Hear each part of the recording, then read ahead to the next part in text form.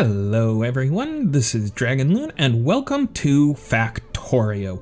I've been playing a lot of Factorio lately and I came across a mod that is a lot like Seablock, except it's called Spaceblock. So instead of being on water and having the possibility of finding more islands, you just start on one giant block of land in the middle of space. I think it's interesting. I've also not really seen a whole lot of videos on Spaceblock, so I wanted to try and do a series on it. And yeah, let's take a look at the mods that I have downloaded. I have this one here. I'm not sure what the name of it is, but I simply call it Oil Pump Anywhere. If you want to translate that or can translate that and feel like letting me know down in the comments below, that would be greatly appreciated. Otherwise, I'm just going to keep calling it Oil Pump Anywhere. We also have increased inventory size to 200. We also have advanced solar high resolution, just in case we want some different options for solar generation. Then of course there's always the Afraid of the Dark mod, which just increases the light during the night so that it is easier for you guys to see while watching this video. I've also turned on auto research. It just helps us research without having to research. Really awesome mod. Takes the guesswork out of what research to research next. We also have this one, which I've found really handy. It's automatic underground pipe connections. So like when you're doing the cornering on pipes here, it automatically adds this small pipe section here, and really handy, especially when making oil refining setups. Then we have concrete. What this does is once you have robotics and the roboports set down, it will automatically place and upgrade concrete within their reach. Really handy, especially for the Spaceblock mod that we're going to be playing on. We also have deadlocks, stacking, belt box, and compact loaders.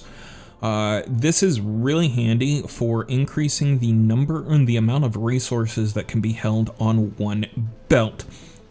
Found it really handy. There's also some blueprints that we are going to be taking advantage of later on in the playthrough that actually does require this.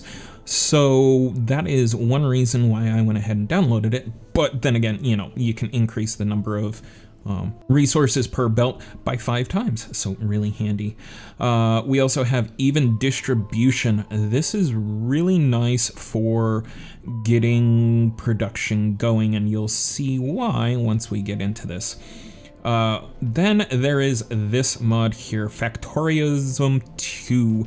It is really awesome because it allows you to build rather large and complex factories or sub-factories within a very small area. There are 3 different levels and you can build within each level, and I'll show you that once we get in.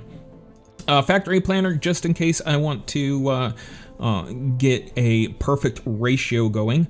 Then of course there's also Fill for Me, which is really awesome, especially for when we're placing down the smelters. Then FNEI, really handy to have no matter what you're doing, because you can look up recipes and resources and see what they're used in or what you need to make them. Inbuilt lighting, again, this is just another way of increasing the ambient light during the night, so it makes it easier for you to see what's going on.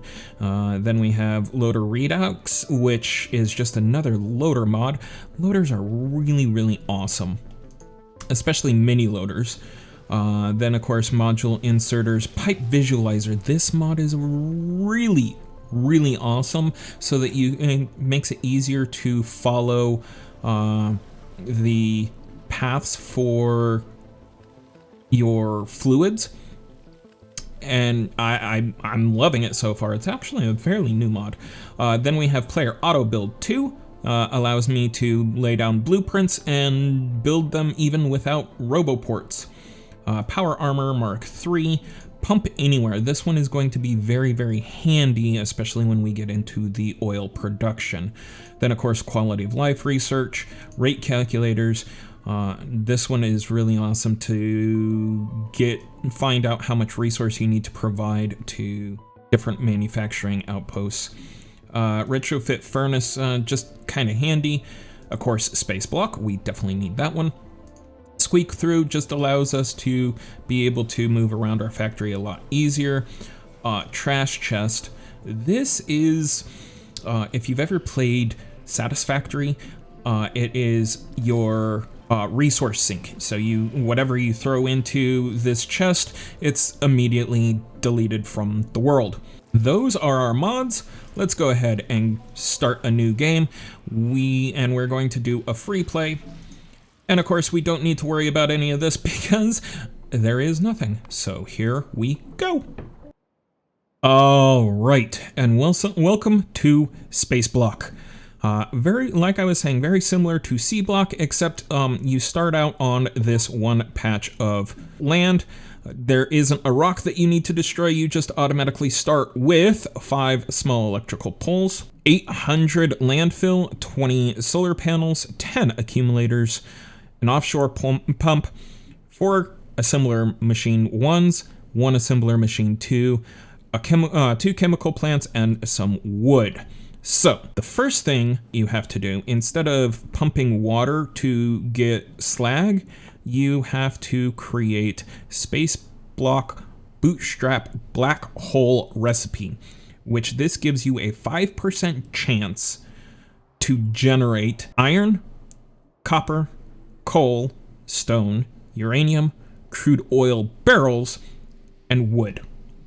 You can produce multiple resources, or you can produce just one. Your choice. Or actually, not your choice. It's a percentage base. So the first thing that we are going to want to do is come down here, and we are going to throw the landfill down here on our hotbar. And then we are going to increase this to 10. So that's 2, 3, 4, 5, 10. There we go. Now we are going to come out here and we are going to go there. And we're just going to expand this patch of earth out a little bit. Now that we have that, let's go ahead and throw our solar panels down here and our accumulators down here. And I'm going to go ahead and set up a little bit of our hotbar, just a tad bit, and put our assemblers down here like so, and our electrical poles. So what we're going to do is we are going to start out with 5 row of 5 solar panels. Then of course put in our power lines, and then we're just going to put down the rest of these solar panels.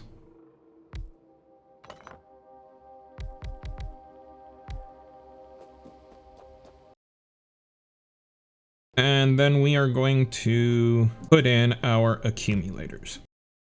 Now, unfortunately, we don't have enough power poles to utilize all our solar panels just yet, but that is okay, because we need those solar panels or power poles to be able to start automating getting resources. So I'm going to once again expand out our plot of land, and then we are going to place down some of our assembly machines. Now this one here, this assembly machine Mark II, after we hit Alt, we are going to actually set that to making coal. And this is how we generate our resources. We put in 5 coal to get 6 coal out. So we have a net gain of 1 coal per assembly machine. But in order to get some coal going, we need to start having our assembly machine Mark 1s making the black holes. Now, once we have some coal, or some stone, I should say, I will make a furnace, and then I'm going to try and get some more electrical poles so that we can get some more power, because this power is going to go rather quickly. So give me a little bit and we will be right back. All right, so we have a decent amount of resources started. I've already got a few coal going, so I started our assembly machine Mark II producing just coal. Now I'm having to move all of it over by hand for right now. However, we can produce a few of these chutes, which are inserters, and that will start the automation process needed for our whole thing. So what we're going to do is we're going to put one down here and one right here. Now we'll need, for the time being, to collect up the coal and keep putting it in there until we can produce a decent number of transport belts. Now, unfortunately, I didn't realize that we didn't have enough of stone, iron, or copper to get things going, but that will be fine. We will just, there we go, there's some iron. So we'll start this one making iron, and well, oh, there we go, we have enough belts. So we're just going to move these around like that, and now our coal is automated. So what we want to do is, let's move out these so that we have enough room around them so that we can make all the resources that we need. And this one is going to go back to iron. We don't have quite enough copper. This one will be making stone. This one will make copper there. And then we can set up another one up here until we get enough copper to get that one going. So give me just a little bit to get a few more of these going and get everything automated, and then we'll go from there.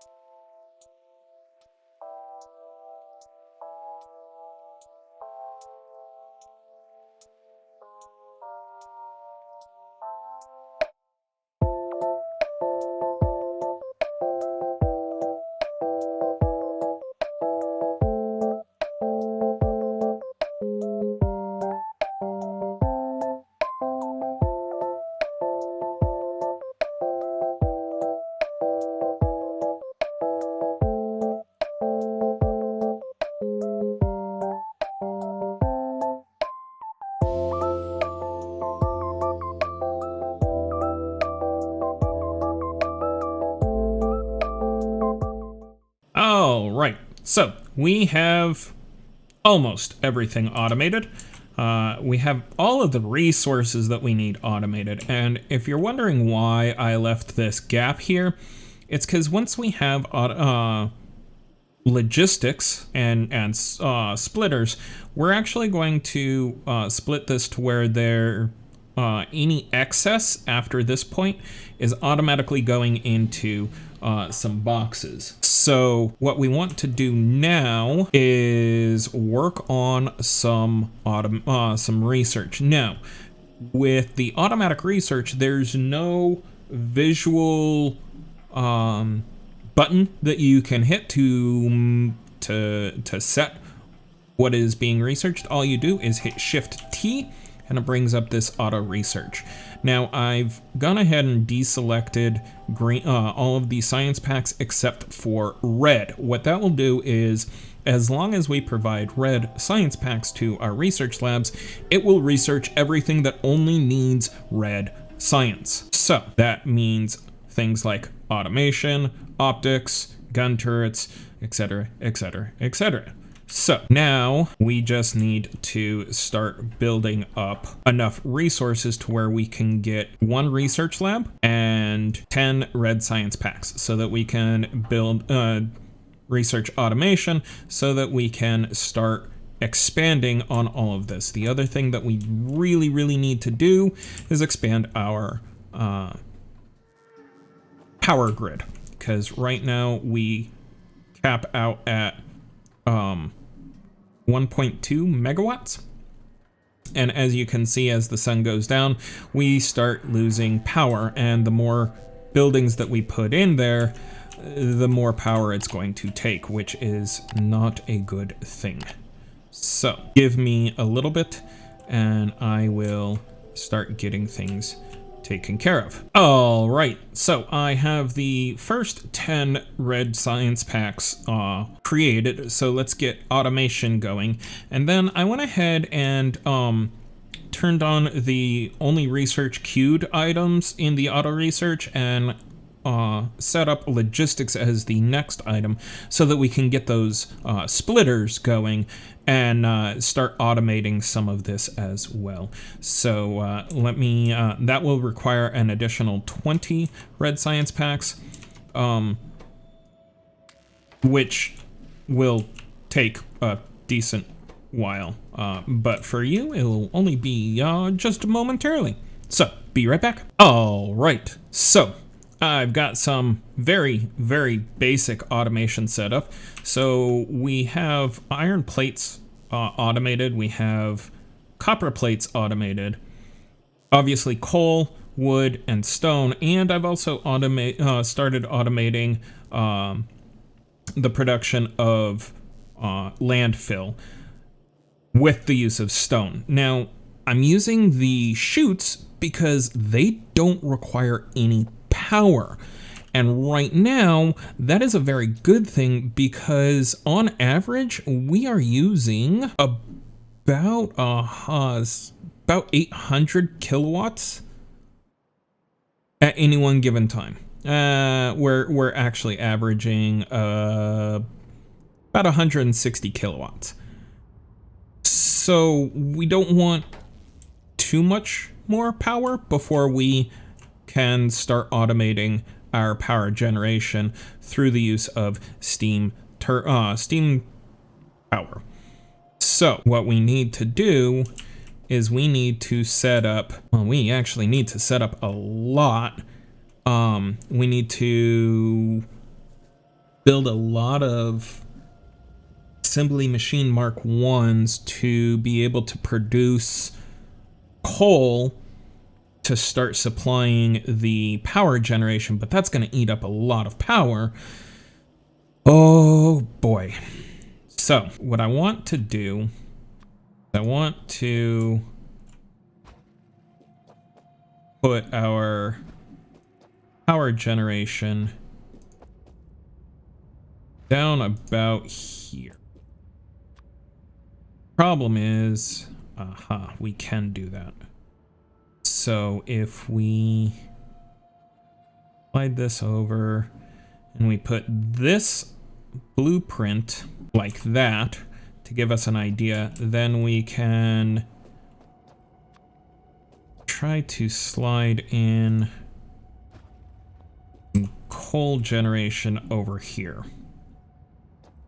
And what we're going to do, I have this handy blueprint set up as soon as I can find the right one. Right there. So I have this blueprint set up, and what it's doing is we can start this machine here and just let it go, and it will eventually feed into all of these machines and get those going and then output. I forget how much it actually outputs with these 14 machines. Well, 14 resources, but it takes about 5 seconds to produce. Yeah, 5 seconds.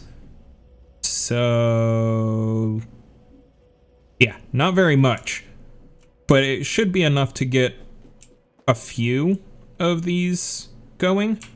to start with. So give me a little bit and we will get this going. All right, so been doing some work. I did utilize the editor tool to speed up the time, and let's see if we go in here to the paragraph. According to the game, I've been playing for almost almost 4 hours according to the game. And I've finally gotten the steam power automated, and we are starting to produce a decent amount of coal. So now we can expand this, because right now the steam power is only producing with this, one boiler and 2 steam engines.